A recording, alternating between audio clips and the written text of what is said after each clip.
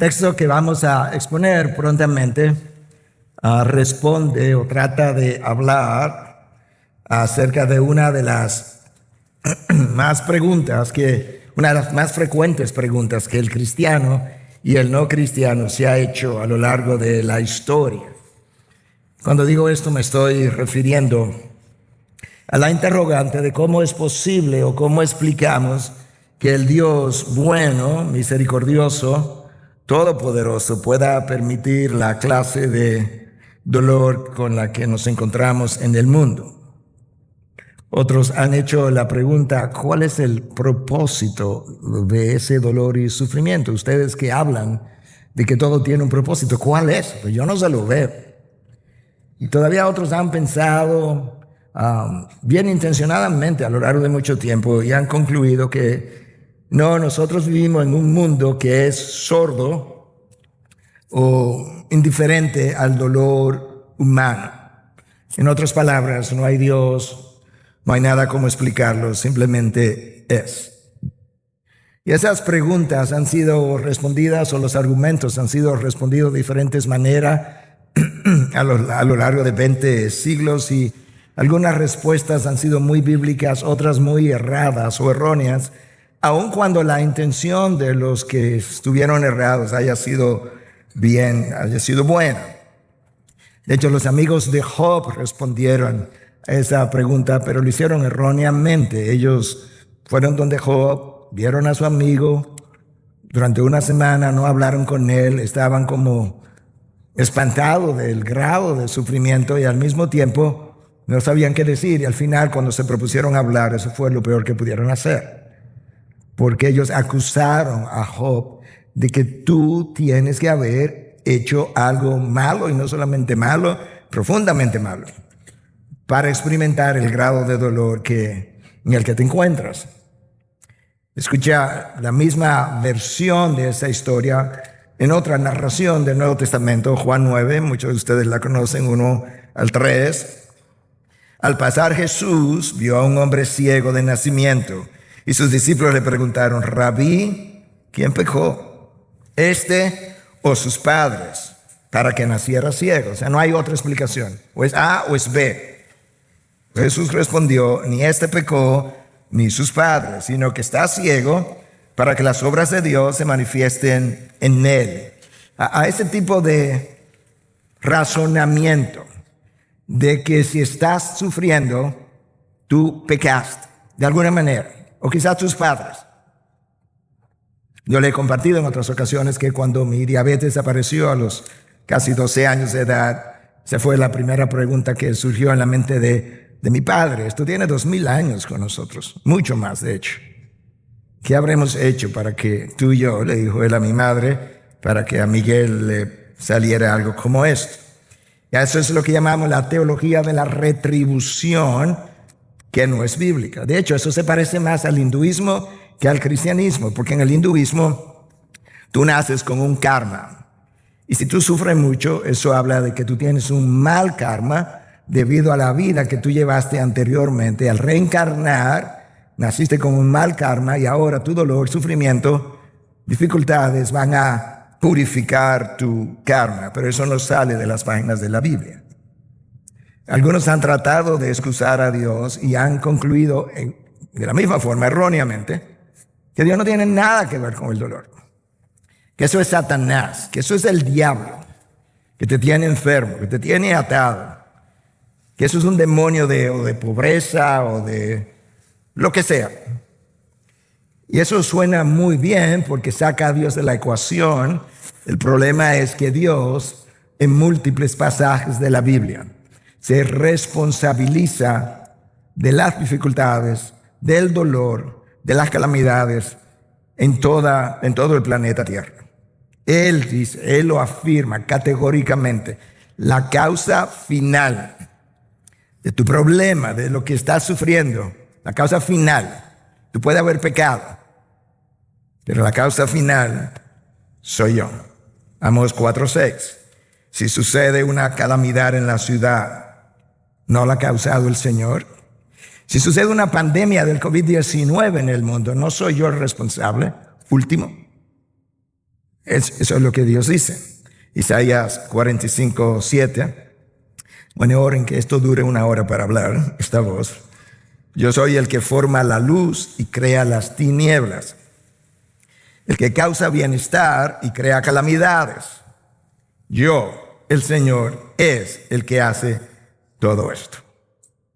Es importante que yo entienda eso, porque si yo no entiendo eso, entonces yo no he conocido a Dios, porque tenemos un Dios que no está en control de lo que ocurre en su universo.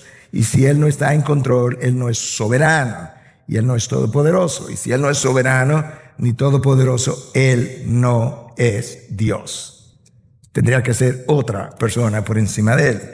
Entonces lo que Pablo va a hacer ahora en este texto es ayudarnos no a encontrar explicaciones, sino a tener una perspectiva correcta de cómo verlo. Y con eso yo quiero invitarte a que puedas leer Romanos 8, desde el versículo 16 en adelante. Esto es la palabra de Dios. El Espíritu mismo da testimonio a nuestro espíritu de que somos hijos de Dios. Y si somos hijos, somos también herederos, herederos de Dios y coherederos con Cristo. Si en verdad padecemos con Él, a fin de que también seamos glorificados con Él. Pues considero que los sufrimientos de este mundo presente no son dignos de ser comparados con la gloria que nos ha de ser revelada. Porque el anhelo profundo de la creación es aguardar ansiosamente la revelación de los hijos de Dios. Porque la creación fue sometida a vanidad, no de su propia voluntad, sino por causa de aquel que la sometió, en la esperanza de que la creación misma será también liberada de la esclavitud, de la corrupción, a la libertad de la gloria de los hijos de Dios.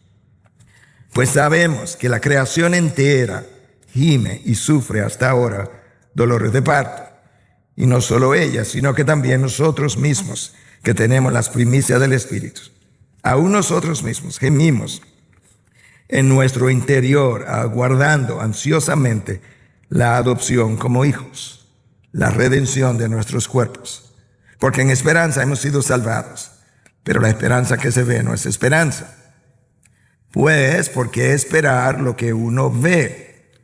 Pero si esperamos lo que no vemos, con paciencia lo aguardamos. Bueno, como yo mencioné, Pablo en este texto básicamente da una respuesta parcial a la existencia del dolor y el sufrimiento.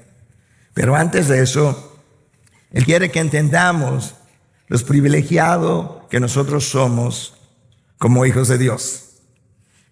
Y eso solo, si yo no lo entiendo, nos va a llevar a conclusiones igualmente erradas.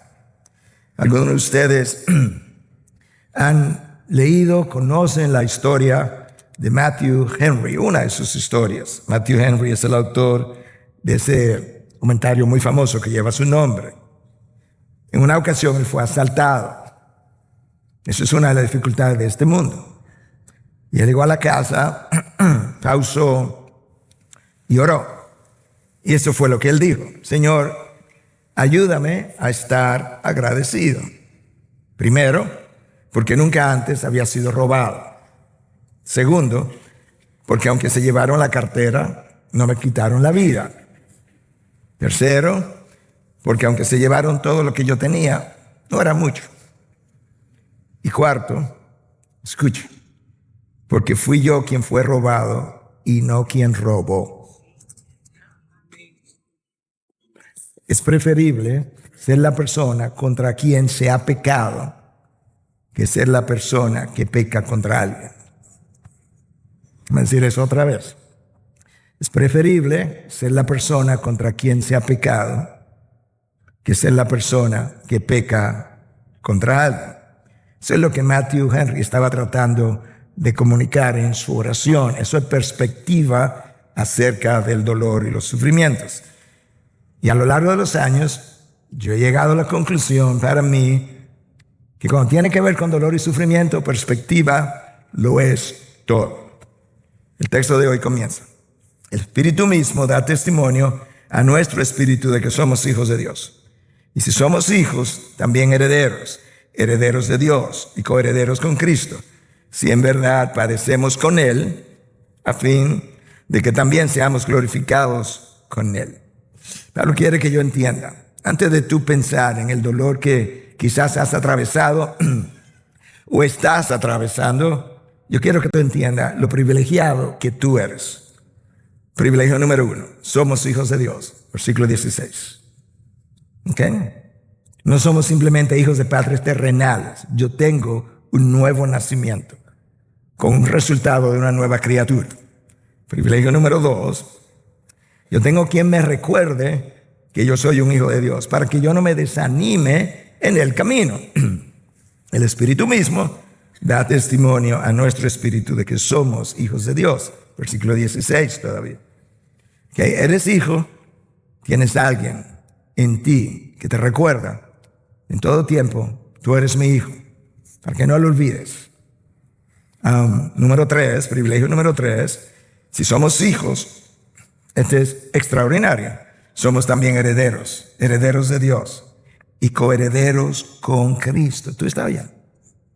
Dios pudo haberme hecho un heredero de sus bendiciones, de sus promesas, y haber hecho a Cristo el heredero primario. Pero eso no es lo que el texto dice. El texto dice que yo soy coheredero con el unigénito. Cristo es un hijo por naturaleza, yo soy un hijo por adopción. Dios dice, yo sé, pero los dos son mis hijos ahora. Y por eso lo que uno herede, los demás heredarán. Si eso no te ayuda a pasar por esta vida, nada lo va a hacer.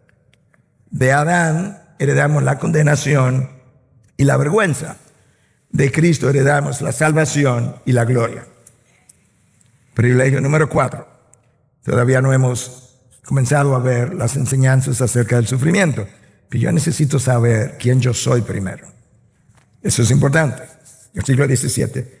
Si en verdad padecemos con Él, bueno, también seremos glorificados con Él. O sea, espera. Si estás sufriendo con Él, porque hay gente que no está sufriendo con Él, ni en Él. Pero si tú estás sufriendo con Él, espera que también seremos glorificados con Él. Entonces, una vez Pablo revela nuestros privilegios, ahora estamos listos. Y yo he titulado este mensaje, Nuestro sufrimiento presente a la luz de la gloria venidera. Nuestro sufrimiento presente a la luz de la gloria venidera. Pablo no está minimizando tu sufrimiento, créeme. Humanamente hablando, yo leo cosas que me hacen engrifar los pelos de lo que es el dolor y el sufrimiento de algunos. Eso no es lo que él está haciendo o tratando de hacer. Lo que él hace es poner en perspectiva tu dolor. Quizá esto te ayude. Una mujer embarazada, primero 3 meses, tiene náusea, tiene vómito, no se siente bien, se marea, le baja la presión. Al final, último día del embarazo, comienzan los dolores de parto, grita, se oyen los gritos a una cuadra de distancia, por así decirlo. Y al año tú oyes que ella está embarazada otra vez.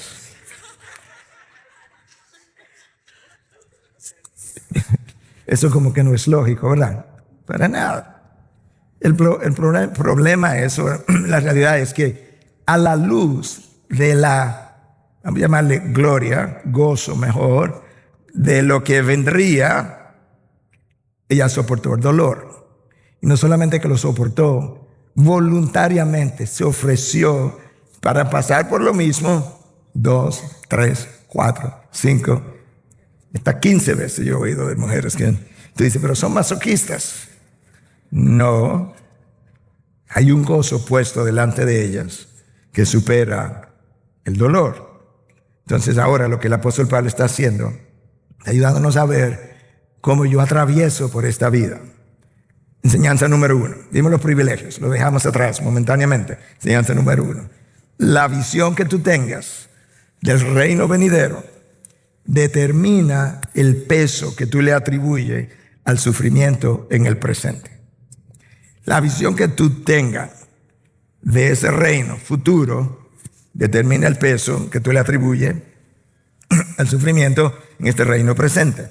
Dicho de otra forma, mientras más valoro lo que he de recibir de aquel lado de la eternidad, menos importancia le concedo a las dificultades de este lado de la gloria. Escucha Pablo, ¿cómo él lo dice? Pues considero que los sufrimientos de este tiempo presente no son dignos de ser comparados con la gloria que nos ha de ser revelada. Cuando Pablo dice considero, nota que comenzó con un pues.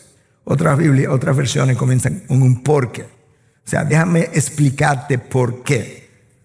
Porque yo considero, la palabra ahí en el original es logizomai, que implica meditar, pensar, considerar, como está traducido aquí, y concluir. Entonces Pablo está diciendo, yo he pensado esto. Yo he pensado, yo he comparado lo que me espera con lo que he pasado. Y al final él dice, es que es indigno de nuestra parte comparar esas dos cosas.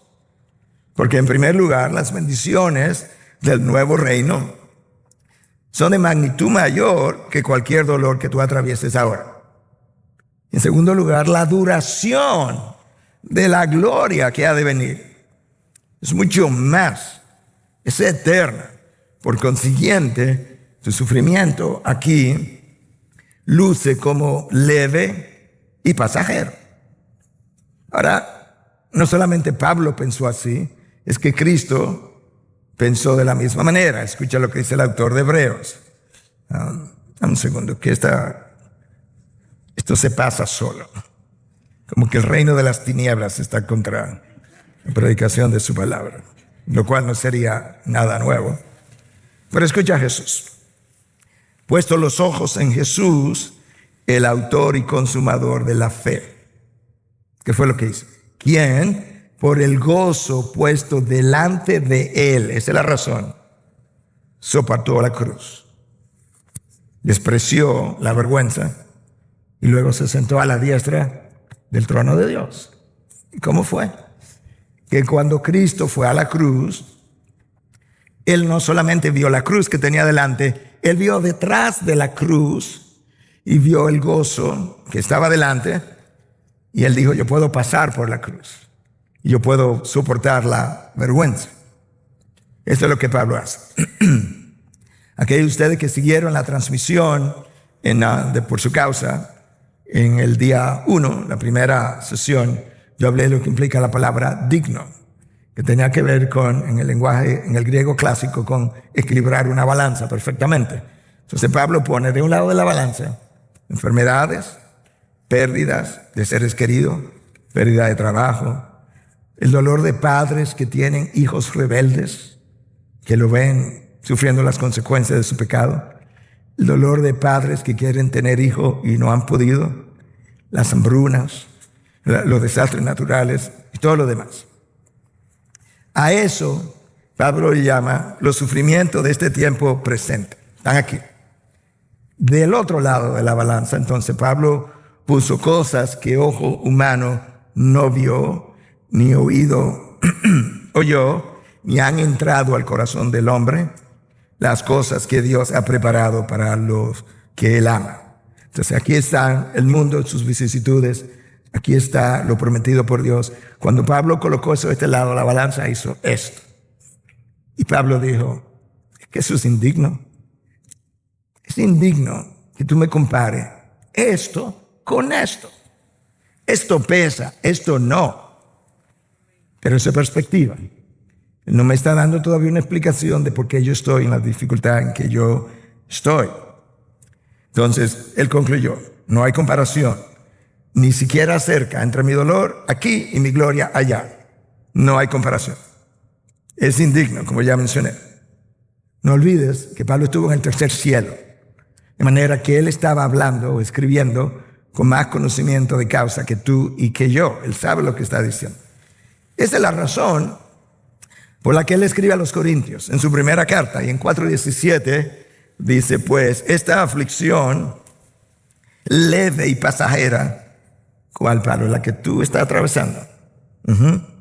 Nos produce un eterno peso de gloria que sobrepasa toda comparación. Ahí está.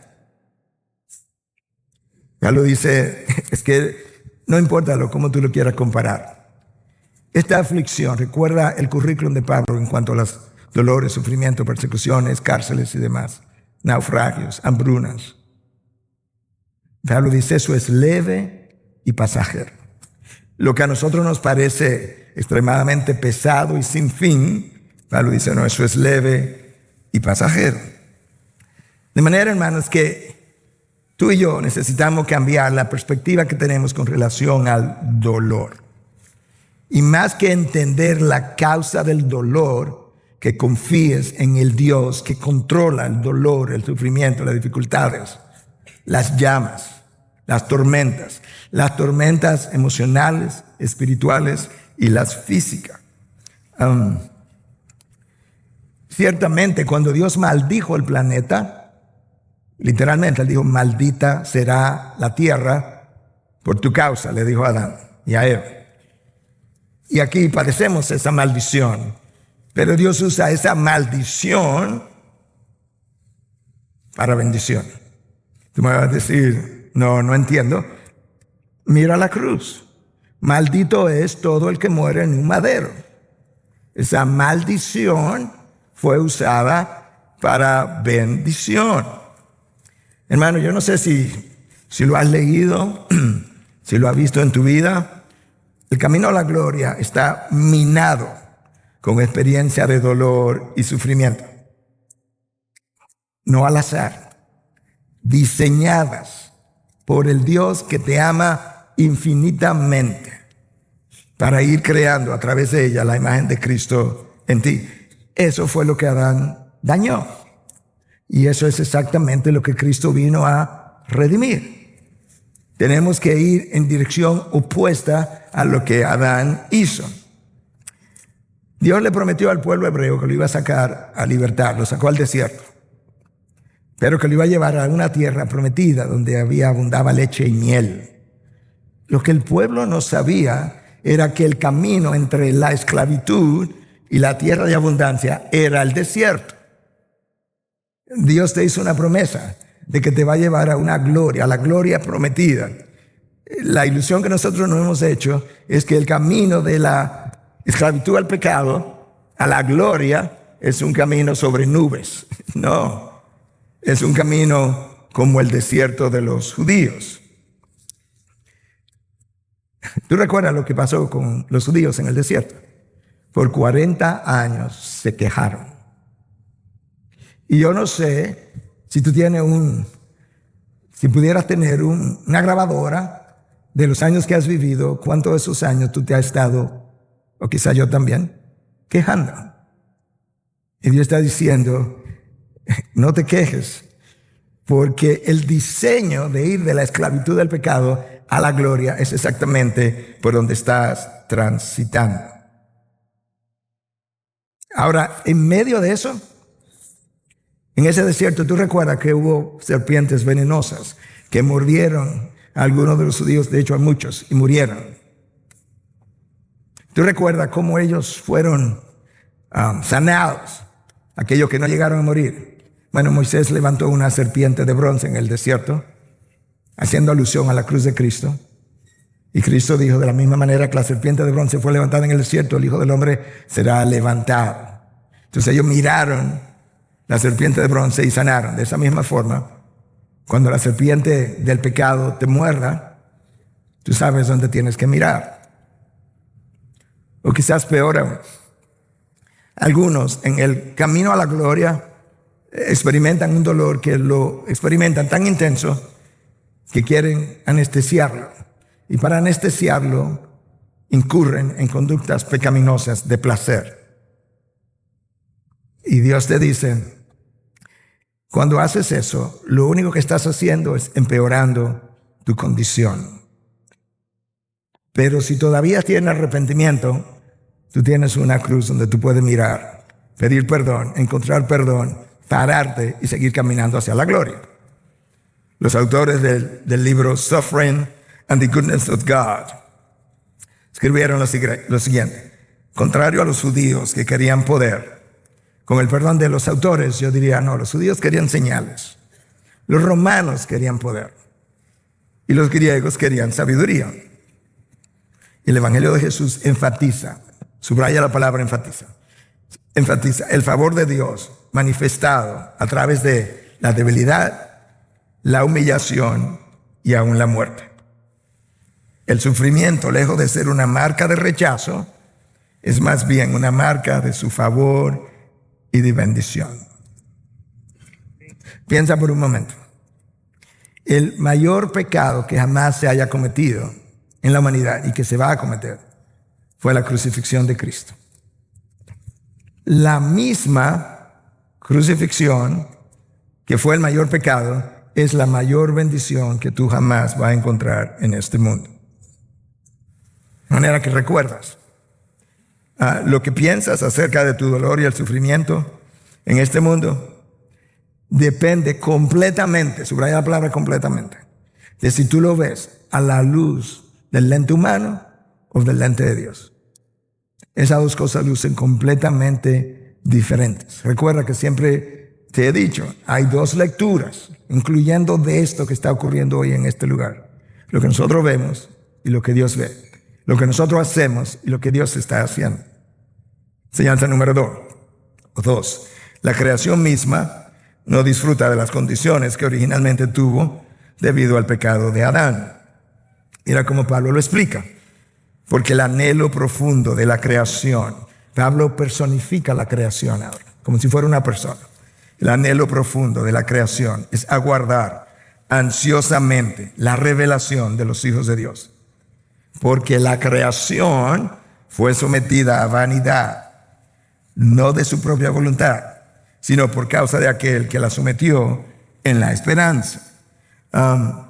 Como Pablo está diciendo, mira, la creación sufrió el resultado de la caída. Personificándola, ella tampoco está disfrutando su potencial completo. El planeta fue maldito y ella sufre los efectos. Entonces ahora la creación anhela su liberación final, incluyendo la liberación de los hijos de Dios.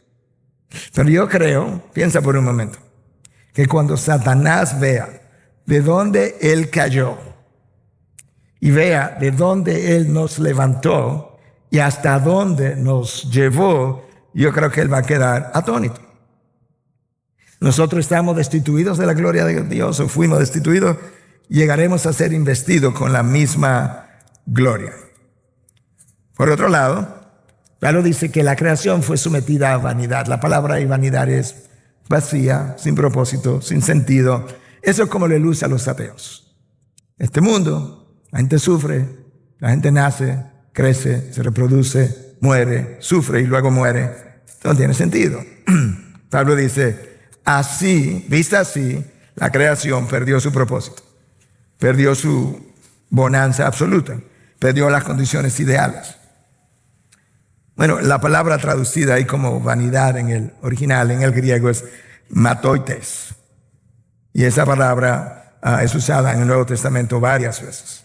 Describe algo, escucha, que no tiene ni el estándar, ni la calidad, ni el propósito para la cual fue creada. Esta creación, como tú la ves, no tiene el estándar, no tiene la calidad, tampoco tiene el propósito para la cual fue creada. Génesis 3 hizo la diferencia. Ahora Pablo nos deja claro que eso no se debe a una imperfección de la creación, sino que aquel, con A mayúscula, Dios, Él la sometió a vanidad, a esas condiciones de deterioro, como tú y yo la estamos viviendo. Porque cuando Él maldijo a la serpiente y juzgó a Adán y Eva, al mismo tiempo, Él maldijo la tierra. De manera que este planeta permanece hasta el día de hoy en las condiciones caídas y de dolor y sufrimiento, porque el autor de la creación lo hizo. Perdió el propósito, perdió el sentido original para el cual Dios la trajo a existencia. Imagínatelo de esta manera. Adán, su pecado, afectó toda la creación, y que Dios le haya dicho, mira Adán, tu pecado merece que yo maldiga el lugar de tu habitación, que yo maldiga el lugar de tu morada y las condiciones de tu trabajo, junto con tu descendencia. Nosotros no tenemos idea de lo que Adán hizo. Nosotros no tenemos idea de la severidad de lo que es el pecado. Nosotros no tenemos idea de lo que una mordida de una fruta significó para el resto de la creación. Ahora en el versículo 20, que ya lo leí, al final, Pablo con una palabra nos deja ver que el que la sometió a vanidad no pensaba dejarla así, porque dice que él la sometió a vanidad en esperanza. ¡Wow! ¿Qué se quiere decir, pastor? Bueno, enseñanza número 3 entonces. Si la caída de Adán tuvo un efecto sobre toda la creación, la obra de Cristo tendrá igualmente un efecto redentor en todo el cosmos. Literalmente hablando, versículos 21 y 22. La creación misma será también liberada de la esclavitud de la corrupción a la libertad de la gloria de los hijos de Dios. Pues sabemos que la creación entera gime y sufre hasta ahora dolores de parto. Entonces ahora, ¿cómo es que está? Bajo esclavitud. Bajo la esclavitud de la maldición que Dios pronunció. La esclavitud de la corrupción, dice el texto de Pablo. Pero la gloria que los hijos de Dios van a disfrutar, versículo 20, 21, es esa gloria que va a visitar la creación. Nosotros no somos los únicos que nos llenaremos de gloria. La tierra será llena de su gloria. De manera que a la hora que tú y yo nos levantemos de los sepulcros y seremos glorificados, alrededor de ese tiempo Dios pretende traer la creación a redención. Y cuando nosotros hablamos de tierra nueva, cielos nuevos, todo el mundo piensa Apocalipsis 21. No. Isaías, 750 años antes de Cristo, profetizó lo que Juan escribe en Apocalipsis. Isaías 65, 17 y 18. Pues he aquí, yo creo cielos nuevos y una tierra nueva. Y no serán recordadas las cosas primeras, ni vendrán a la memoria. Pero gozaos y regocijaos para siempre en lo que yo voy a crear. O sea, lo vamos a hacer nuevo esto. Pues ya yo creé, sí, pero yo lo voy a hacer otra vez. Porque aquí voy a crear a Jerusalén para regocijo y a su pueblo para júbilo. Mientras tanto, versículo 22, Pablo dice que la creación entera gime con dolores de parto. Yo creo que Pablo no pudo haber encontrado una mejor ilustración. Hablamos de los dolores de parto tempranamente, pero tú sabes cuándo ellos terminan, ¿verdad? Cuando el niño sale. Bueno, cuando el niño que ya no es niño, el que una vez fue niño, que estuvo en un pesebre en Belén, cuando él salga a la luz y todo ojo le vea, en ese momento vendrán cielos nuevos y tierra nueva. Toda la creación será redimida junto con nuestros cuerpos. Ten por seguro que Cristo regresará y que ya no habrá maldad. Ten por seguro eso. El cielo y la tierra pasarán antes que sus palabras puedan pasar. Enseñanza número 4. Si gime la creación no humana, con más razón gemimos nosotros. Pero gemimos con esperanza. Escucha, versículo 23. Y no solo ella, no solo la creación, sino que también nosotros mismos, que tenemos la primicia del Espíritu, aún nosotros mismos gemimos en nuestro interior, aguardando ansiosamente la adopción como hijos, la redención de nuestro cuerpo. Ese es el completivo. Ya somos adoptados como hijos, sí, pero que me voy a morir, mi cuerpo se queda aquí, mi alma se va allá arriba. Pablo dice, no, espérate, nosotros aguardamos ansiosamente. Eso no implica nerviosamente, eso implica con expectativa. Wow, ¿cuándo será que Cristo venga pronto? ¿Y cuándo que viene Cristo? La adopción como hijos. ¿Cómo? ¿Cuándo? Escucha, la redención de nuestros cuerpos. Cuando los cuerpos se levanten de los sepulcros, nosotros ansiamos esos. Mientras tanto, gemimos. O sea que Pablo no está minimizando tu dolor, hermano o hermana. Gemimos, lloramos. ¿Tú sabes lo que es gemir? Yo he visto a veces el niño que después de terminar de llorar siquiera gemimos en nuestro interior. Gemimos el deterioro del cuerpo. Ay, ahora me duele la cadera. El cuerpo se va deteriorando. los pelos se van cayendo, créeme que se van cayendo. El pelo va perdiendo su color. Gemimos físicamente, gemimos emocionalmente.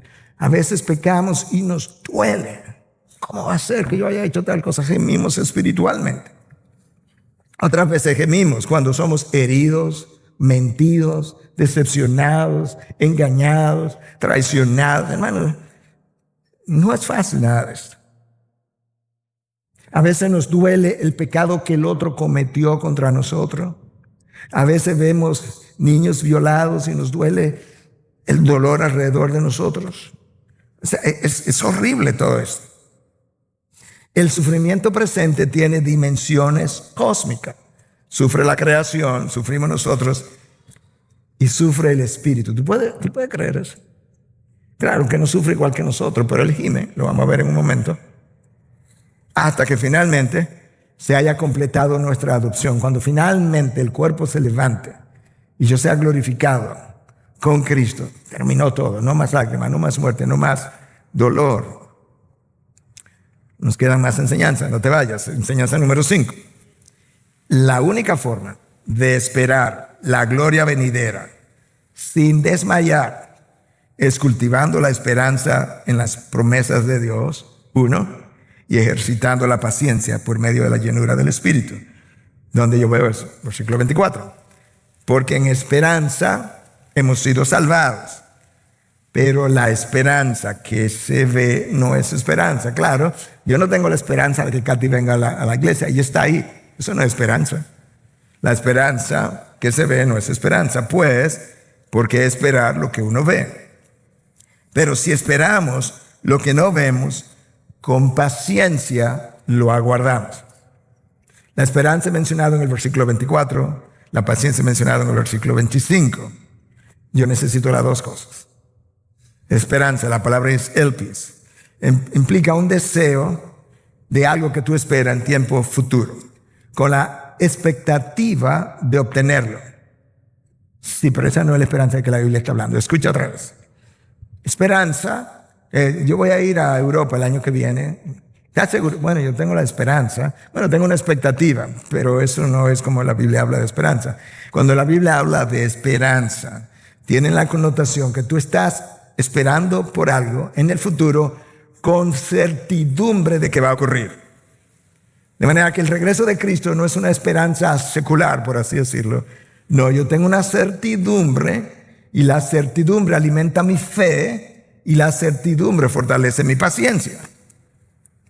A muchos les falta confianza en la gloria venidera. Hermano, mira, Cristo viene. Es así, tenemos 2000 años esperando. No, con esa actitud, tú no vas a llegar al final. No puedes.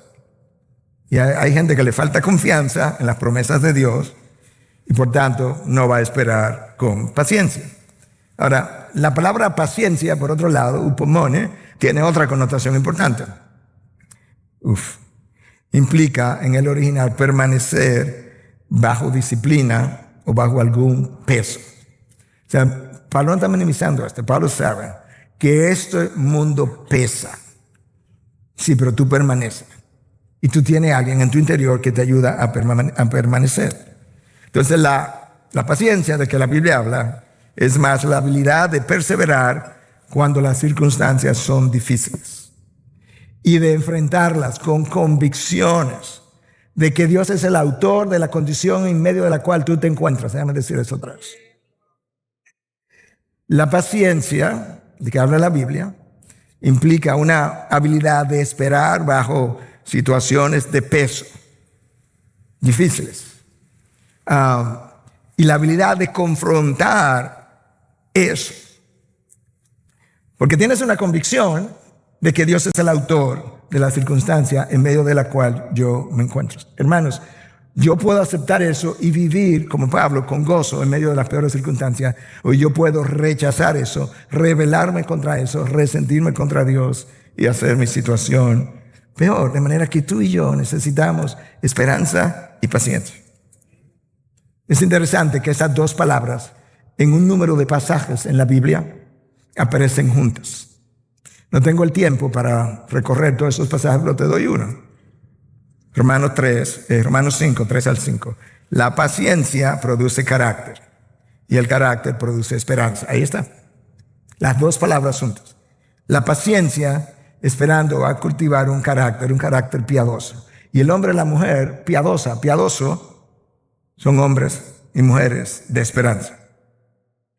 En otras palabras, la esperanza sin paciencia no funciona y la paciencia sin esperanza. No voy a ser paciente si no tengo esperanza. Tampoco. Yo necesito ambas cosas. Ahora, para yo tener esperanza, convicción de esperanza, yo necesito conocer a Dios íntimamente. Y ahí es el meollo del asunto. Hermanos, el meollo de todos nuestros problemas que no entendemos, que no me adapto, que no acepto, es uno. Es mi conocimiento de Dios. Es conocimiento íntimo de ese Dios. Los hombres y mujeres de fe del Antiguo Testamento, sus historias narradas en Hebreos 11, ¿qué leemos? Que ellos vieron las promesas, que ninguna de sus promesas le fueron cumplidas. Una no recibieron, una. No se desanimaron. ¿Qué hicieron? La saludaron de lejos, como si la hubieran recibido. Eso es esperanza. Entonces, no recibieron una, pero la saludamos, le dimos la bienvenida como si ya la recibimos. Cuando tú vives así, tu vida es otra, tu gozo es otro, porque tu perspectiva es otra. Número 6, no estamos solos, ni tampoco estamos sin ayuda en nuestra aflicción, porque Dios ha hecho morar su Espíritu en nosotros. ¿Tú entendiste? Es una parte importante, que en nuestra aflicción nosotros no estamos solos, no estamos sin ayuda, porque Dios ha hecho morar su Espíritu en nosotros. Escucha como Pablo lo dice, versículo 26. De la misma manera también el Espíritu nos ayuda en nuestra debilidad. No sabemos orar como debiéramos. 2000 años atrás los discípulos dijeron al Señor, Señor, enséñanos a orar. Y ellos admitieron que no sabían. Pablo viene y dice, no, es que no sabemos cómo orar. Y 2000 años después tenemos que decir lo mismo. Pero Dios lo sabe. Él fue quien me lo dijo. No sabemos orar como debiéramos. Pero el Espíritu mismo intercede por nosotros con gemidos indecibles. Tú sabes que de hace años estoy leyendo la palabra con esmero cuidado, prestando la atención palabra por palabra. El texto puede haber dicho, el Espíritu intercede por nosotros. Y hubiese sido una gran bendición. Pero eso no es lo que dice. Dice que intercede con gemidos indecibles. Yo no sé cómo el Espíritu gime. Yo lo que sé es que lo hace. ¿Y cómo yo sé que lo hace? Porque Dios lo dijo. Es impresionante que la caída de Adán afectó a todo el mundo. Versículo 22, la creación gime. Versículo 23, nosotros gemimos. Versículo 26, el Espíritu Santo gime en oración. La creación fue afectada. La humanidad entera sufre. Cristo, por el pecado de Adán, vino y se humilló y sufrió. Y el Espíritu, por el pecado de Adán, los descendientes de Adán no van a llegar. Nosotros lo sabemos, la Trinidad lo sabe. Yo voy a tener que ir y morar en ellos para ayudarlos. De manera, hermanos, que el Espíritu no solamente vino a transformarnos, sino también a ayudarnos mientras somos transformados. ¿Tú sabes la bendición que es esa? Que Dios dice, mira, mi Espíritu va a ir a transformarlo. Pero ustedes tienen que fajarse a transformarse. No, mi Espíritu va a ir a transformarlos y los va a ayudar mientras son transformados. Por eso yo te dije que la paciencia y la esperanza son necesarios para esperar. Pero tú recuerdas lo que Pablo dice en Gálatas 5, 22, 23, que la paciencia es una virtud del fruto del Espíritu. De manera que lo que yo necesito, paciencia, para esperar por las promesas de Dios, cumplimiento de las promesas de Dios, el Espíritu viene a producirlo en mí.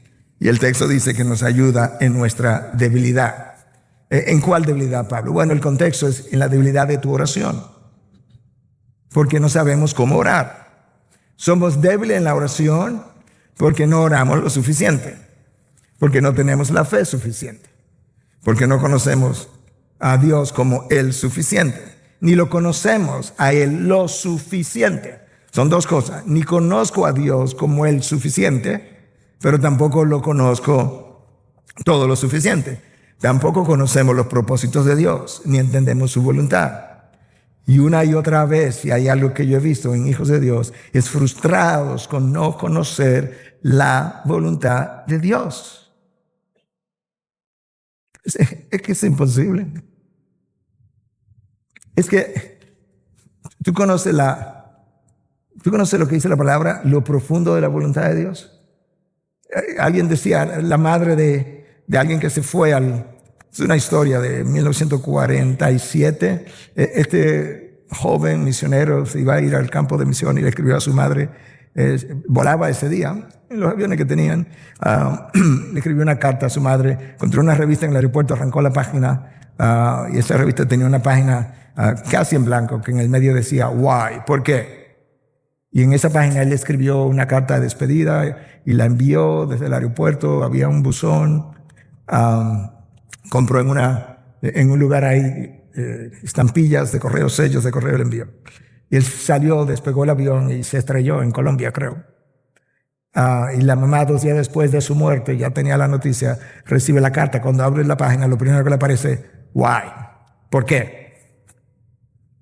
Pero ella dice que ella encontró tranquilidad al pensar que la sabiduría de Dios es lo suficientemente profunda para que un elefante nade en ella.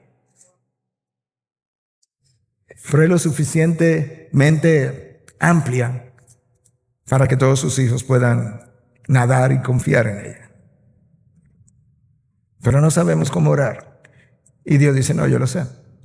Ni tenemos deseo de orar. Y Cristo dijo, no, yo sé, yo se lo dije ya. Horas antes de yo morir, me le dije, velad y orad para que no entren en tentación. Enseñanza número 7 y última. El Espíritu nos ayuda en nuestras debilidades. Oye, ¿cómo? Para ayudarnos a conformarnos a la voluntad de Dios. Nos ayuda en la debilidad de la oración, pero eso no es lo único que yo necesito. Nosotros tenemos problemas graves. Versículo 27. Y aquel que escudriña los corazones sabe cuál es el sentir del Espíritu, porque Él intercede por los santos conforme a la voluntad de Dios. Por eso es que no sabemos cómo orar. Porque como no conocemos la voluntad de Dios, decimos, bueno, ¿para qué voy a orar si como quiero se va a hacer la voluntad de Dios? Eso no debe desanimarte. Esa debe ser la razón para tu orar, porque no la conoces. Entonces, ¿para qué voy a orar? Para que el Espíritu que mora en ti te conforme de manera que puedas entrar en la voluntad de Dios y en los propósitos de Dios. Esta es la voluntad de Dios, es la plomada. Nosotros siempre andamos por aquí. El Espíritu te toma de la mano y te dice, por ahí no es por aquí. Y entonces Cristo dijo, mira, Padre, si es posible, yo quisiera irme por aquí, que pase de mí esta copa. Pero yo entiendo tus propósitos, pero yo entiendo tu corazón, yo sé quién tú eres, de manera que se haga tu voluntad y no la mía. Vamos para la cruz. Hermanos, esa es la forma de glorificar a Dios. No es peleándonos para hacer nuestra voluntad, para doblar la suya. El Espíritu nos ayuda en nuestra debilidad para ayudarnos a rendir la voluntad. ¿Qué tú crees que fue Getsemaní para Cristo? Getsemaní fue el campo, el lugar, el pedazo de tierra, el jardín, donde el Espíritu llevó a la segunda persona de la Trinidad encarnada y allí lo ayudó el Espíritu a rendir la última fibra de su voluntad. Y luego Él nos dijo, ahí está mi ejemplo, hagan lo mismo. Hermanos, si tú siempre vas a estar buscando el hacer tu voluntad para encontrar seguridad, tú no andas con Dios, tú andas contigo. Dios es tu seguridad. El único lugar seguro es la voluntad de Dios, no la voluntad mía. Pero me falta perspectiva, no solamente del dolor y el sufrimiento, sino cómo atravesarlo, cómo llegar. Perspectiva lo es todo si queremos llegar. Déjame cerrar con 3 versículos del Salmo 66, para que tú veas lo que es perspectiva. El salmista escribe. Versículo 10 al 12, Salmo 66. Porque tú nos has probado, oh Dios. ¿Quién es que me tiene bajo la prueba? Tú. nos has refinado como se refina la plata. ¿Quién? Tú. ¿Y cómo se refina la plata? En el fuego. Versículo 11. Nos metiste en la red. Este salmista está claro. Este salmista tiene claro que las circunstancias en medio de las cuales yo me encuentro, por las que yo tengo que atravesar o atravesaré mañana, es Dios quien la orquesta. Él sigue leyendo. Carga pesada pusiste sobre nuestros lomos. No entiendo. O sea, Dios hace eso. El salmista lo tiene claro. Versículo 12. Hiciste cabalgar hombres sobre nuestras cabezas. Pasamos por el fuego y por el agua. Pero tú nos sacaste a un lugar de abundancia. Tú presta atención, el orden de las palabras, la palabra inspirada es importante. Escucha, número 1, nos has probado. ¿Okay? En la prueba salen a relucir nuestros pecados. ¿Tú sabes qué pasa en la prueba? Es como en las carreras para llegar a las finales. En las carreras nosotros somos descalificados o clasificamos para las finales, para ir a las Olimpiadas. Entonces, en el desierto se quedaron miles de personas que no llegaron a la tierra prometida. De más de 20 años de edad, 2. Wow. Ok, nos probaste. Número 2, nos has refinado. O sea, en aquellos que continúa el proceso de refinamiento. Dios empezó la santificación, pero todavía me queda la glorificación cuando yo seré como Cristo es. Finalmente, nos sacaste a un lugar de abundancia. Para nosotros, para ellos era la tierra prometida. Para nosotros es la gloria venidera. Pasamos, nos probaste, nos refinaste, ahora para la gloria venidera. ¿Tú sabes por qué yo tengo que ser probado, refinado para llegar a la abundancia? Porque nadie, con mayúscula, la palabra entera, nadie tiene la capacidad de manejar la abundancia sin que Dios refine la imagen de Cristo en él. La abundancia corrompe. Mira el estado de la iglesia en Occidente. Los tiempos fáciles corrompen.